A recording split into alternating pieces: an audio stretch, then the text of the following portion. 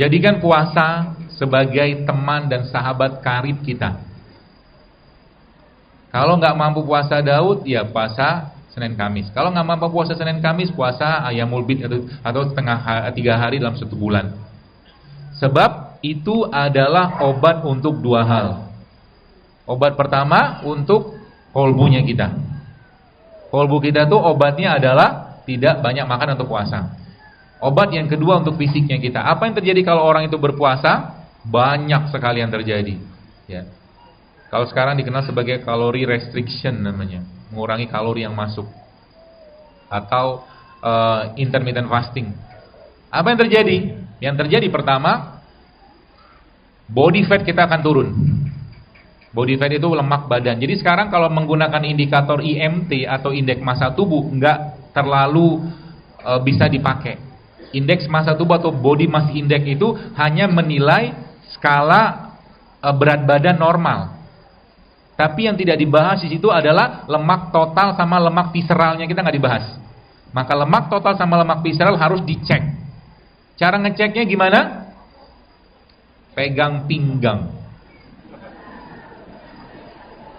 Kalau pinggangnya jangan sekarang lah. Aib. Kalau pinggangnya banyak lipetan, lingkar pinggangnya lebih dari 100 cm kalau laki-laki, maka lemak total dan lemak visceralnya kemungkinan besar tinggi. Itu indikatornya. Kalau lemak total dan lemak visceral yang tinggi, otomatis bisa dipastikan kemungkinan besar tubuhnya penuh dengan radikal bebas. Banyak, bukan penuh. Itu yang pertama. Lalu yang kedua apa? Dia akan mengaktifkan satu proses yang namanya autofagi. Autofagi itu adalah tubuh akan memakan sel-sel yang rusak, dan itu hanya bisa dilakukan tubuh kalau puasa. Kalau nggak puasa nggak bisa. Atau Anda mengurangi kalori yang masuk.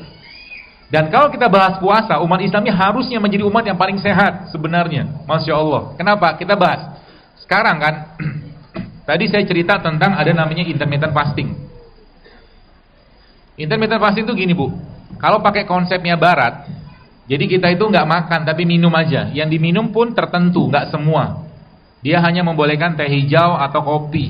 Karena teh hijau atau kopi itu dia, kalau kopi bisa menekan rasa lapar, tapi tanpa gula ya, kopi organik, kopi bubuk. Jangan berpikir kopi saset. Kopi organik, kopi bubuk ya, ada biji kopi digiling, itu kopi yang dimaksud. Itu bisa menekan rasa lapar. Yang pertama. Atau yang kedua menggunakan teh hijau. Polanya yang mereka pakai adalah ada namanya 16 to 8. 16 itu 16-8. Jadi 16 jam mereka berpuasa, 8 jamnya makan. Ini ala mereka ya. Tapi Islam nanti punya solusi yang jauh lebih baik. Oke? Atau ada yang 24. Jadi 20 jam berpuasa, 4 jam makan. Semakin lama rasa laparnya, maka semakin tubuh akan mereset seluruh sistemnya. Jadi kalau tadi Bapak Ibu pahami kata-kata saya tadi, ada gula, ada glikogen, ada lemak, maka glikogen ini yang tengah, yang bagian pertama atau pengubahan pertama dari gula tadi, itu disimpannya di kulkas, istilah aja. Lemak disimpan di freezer. Kalau Anda pengen, sebelah mungkin Anda yang punya frozen food di rumah, misalkan daging ayam, dagingnya kan dimasukin ke freezer. Untuk ayam ini dimasak dari freezer kan butuh waktu. Oke? Artinya untuk ayam ini diubah jadi energi atau gula, glukosa, protein segala macam tadi, dia butuh waktu tertentu. Nah, konsep ini dipakai dalam konsep berpuasa tadi. Artinya kalau mau bongkar isi freezernya, lamain puasanya. Paham ya? Nah, itulah yang akhirnya saya ketemu, subhanallah, satu buku ini bagus sekali. Judulnya Longevity Solution. Buku ini versi bahasa Inggrisnya, tapi versi bahasa Indonesianya ini. Panduan hidup sehat dengan berpuasa. Isi buku ini apa? Puasa Senin Kamis, puasa Ayyamul Bid, puasa Daud. Yang nulis siapa? Orang Amerika. Luar biasa kan? Islam itu sempurna luar biasa. Cuman kita nggak mau aja. Kita belum mau untuk masuk ke dalam Islam secara keseluruhan. Jadi buku itu Ceritanya saya takjub luar biasa. Bayangkan ada orang 20 tahun pakai insulin, bisa bebas insulin dengan puasa. Nanti detailnya baca sendiri ya. Ya, judulnya inilah Complete Guide of Fasting. Ya. Ini bahasa Indonesia. Ya, jadi dia ngasih nanti makan paginya apa, makan siang apa, dan mereka di sana bikin fasting klinik berpuasa coba. Masya Allah. Harusnya saya katakan Islam yang mengambil peran itu gitu loh. Nabi udah contohin intermittent fasting itu kan sudah dikerjakan ala-alanya Nabi kita SAW. Tanya Aisyah, ya Aisyah ada makanan nggak? Nggak ada. Kalau gitu aku puasa. Kan puasa intermittent fasting. Nanti makan lagi kalau ada makanan. Gitu loh. Sesimpel itu. Ya, itu tadi autofagi. Kemudian dia akan meningkatkan sensitivitas insulin. Jadi puasa atau kalori restriksi akan meningkatkan sensitivitas insulin. Artinya apa? Anda akan berkurang rasa laparnya. Itu dahsyatnya puasa. Kalau Bapak Ibu, dan rasa lapar itu bisa diganggu. Dengan cara apa? Dengan cara kita, atau bukan kita sih, dengan cara seseorang itu banyak konsumsi. Kan sudah saya posting kurma. Rasa lapar itu akan hilang. Artinya orangnya akan lebih sering makan kalau banyak makan gula pasir. Gula pasir itu, ya sering saya sampaikan ya, gula pasir itu jahat. Bahkan beberapa ahli nutrisi lebih senang menyebutnya poison, racun. Ya. Kan gula pasir produksi ciptaan Allah, benar, kemudian dari gula tebu kan. Tapi beda ceritanya kalau Anda makan 1 sendok makan gula pasir, misalkan ya, lalu Anda minum 1 gelas kecil lah, misalkan 1 gelas tanggung air tebu, beda nasib. Sama-sama gula kan? Kenapa beda nasib? Karena gula tebu atau tebu tadi masih utuh gulanya, banyak temannya, vitamin ada, mineral ada, enzim ada, tapi gula tadi sudah nggak ada temannya, cuma gula doang. Itu maksudnya. Ini disebut dengan whole food atau real food. Ya, seperti itu. Jadi puasa. Nah, lalu sekalian, setelah itu gimana? Setelah itu kita bagaimana cara? Jadi ada sholat, ada sedekah, ada puasa, ya. Lalu bagaimana hardware-nya? Hardware-nya yang pertama adalah kita lihat.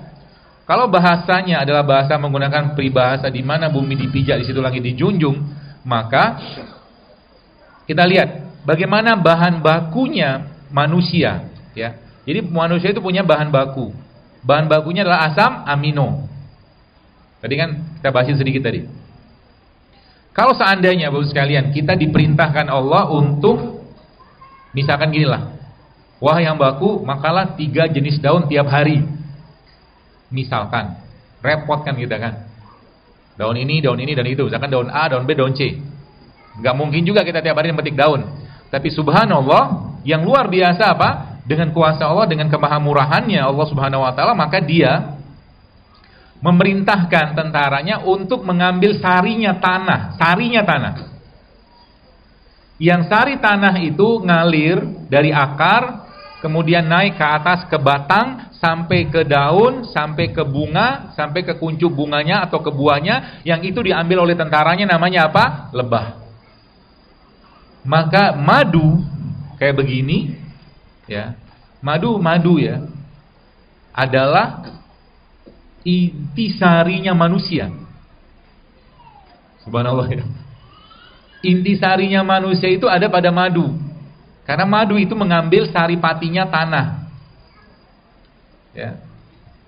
Siapa yang perintahkan? Allah. Dan tidak tanggung-tanggung, diwahyukan. Lebah itu kan diwahyukan. Allah bilang kami wahyukan kepada lebah untuk ngambil saripati tadi. Artinya apa? Kalau kita bicara manusia, secara umum manusia ini isi, kalau kita dibongkar, kita akan ketemu gen, bahan bakunya kita. Gen, kontennya kita atau kandungan kita. Kandungan atau gen itu tadi isinya apa? Asam amino. Maka kunci sehat dengan produk ciptaan Allah yang utama adalah konsumsilah semua jenis produknya lebah, apapun itu.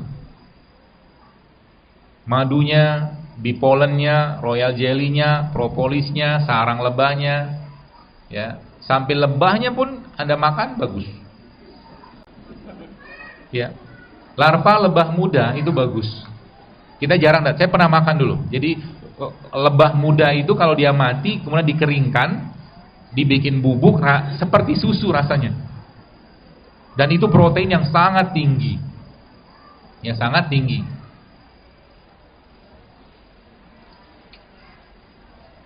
Ya kayak gini kan, ini bee pollen nih. Nanti coba buka aja, Anda lihat di internet isi bee pollen itu apa? Asam amino semua isinya. Dan asam amino adalah bahan baku penyusun tubuh manusia. Jadi yang case yang tadi saya cerita, ada orang penyakit, dia ibu itu tinggal di Singapura, tapi orang Indonesia, anaknya itu bener-bener kalau mungkin dibuka, dipaparin gennya, kemungkinan besar banyak gen yang cacat. Cacat itu maksudnya codingnya nggak sempurna. Nah, bagi Anda ya sekarang yang belum menikah, saran saya jangan sampahi badan. Sebab apa? Kalau Anda nyampahin badan, maka Anda akan mewariskan gen yang cacat ke anak. Kalau punya anak. Masalahnya zaman sekarang kasus infertilitas kan banyak banget. Susah punya anak. Kosmetik udah bermasalah, sabun udah bermasalah, sampo udah masalah. Ya. Jadi, bagaimana cara penggunaannya? Pada case-case tertentu yang cukup berat, ya, maka Anda gunakan penyaluran makanan tadi itu melalui sublingual. Sublingual itu gini. Pernah lihat ada obat jantung yang dimasukin di bawah lidah? Namanya sublingual. Maka madu itu supaya cepat terserapnya, Anda ambil madu, misalkan di madu ya, taruh bawah lidah. Jadi kalau Anda ketemu dengan orang-orang yang stroke, ya, atau orang-orang yang ada gangguan gen seperti itu, dia harus di-replace gennya, bukan diperbaiki gennya. Dikasih bahan baku yang tepat. Artinya apa? Anda harus bikin mungkin pasta gitu ya. Pasta yang isinya nanti ada royal jelly, mungkin ada bee pollen bubuknya. Kalau ini kan granul ya. Kasih madu, nanti taruh di bawah lidahnya setiap 4 jam. Termasuk orang yang stroke. Setiap 4 jam. Gak usah banyak-banyak, yang penting dia bisa terserap. Karena cepat banget dimasukin ke situ. Itu. Lalu apa bahan bakunya? Jadi ternyata Al-Quran memberikan petunjuk kepada kita.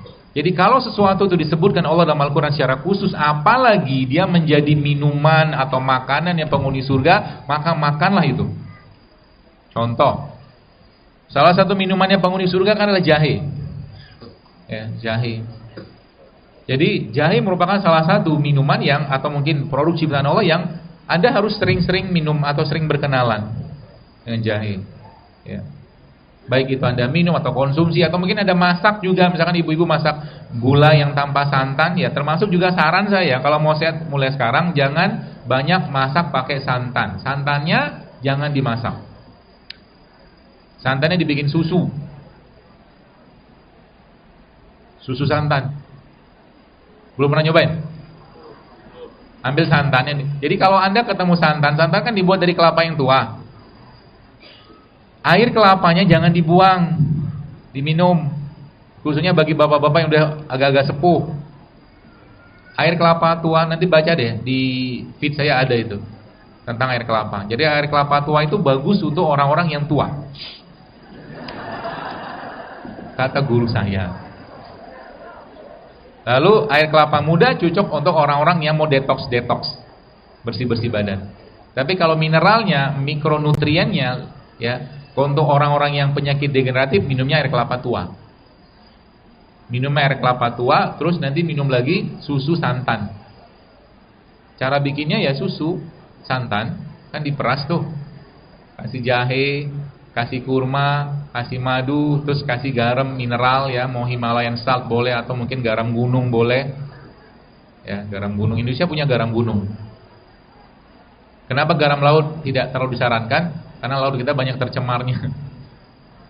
Banyak cemarnya. Kecuali Anda ngerti lautnya di mana. Tapi susah nyarinya kan. Nanti itu di blender semua, kan dia larut tuh. Nah, minum itu. Dia akan jadi sumber lemak yang baik untuk jantung kita, untuk pembuluh darah kita, termasuk untuk otak. Dan rasanya enak. Enak, insya Allah enak. Ya, gitu.